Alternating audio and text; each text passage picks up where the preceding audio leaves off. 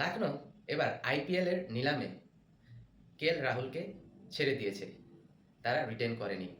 লখনৌ এবার আইপিএল এর সবচেয়ে চমক হচ্ছে ঋষভ পান্ট। আইপিএল এর ইতিহাসে সর্বোচ্চ দাম হাঁকিয়ে তারা ঋষভ পান্টকে তাদের টিমে নিয়েছে। এর জন্য তাদের খরচ করতে হয়েছে ২৭ কোটি। আমি ঠিক বলছি, ২৭ crore. Rishabh Pant highest IPL history buying player. LSG এবার আইপিএল এর নিলাম থেকে মোট কয়জন প্লেয়ারকে কিনেছে ও এই প্লেয়ারগুলো কিনতে তাদের কত কোটি টাকা খরচ হয়েছে, তো দেখতে থাকুন।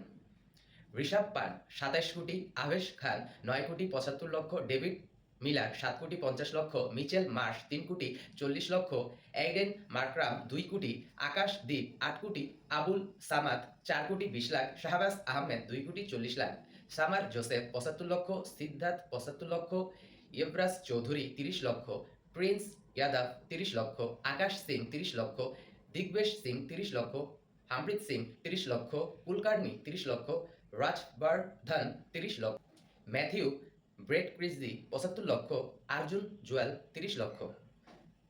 এলএসজি এবার আইপিএলের নিলামে ৬৮ কোটি ৯০ লক্ষ টাকা খরচ করেছে।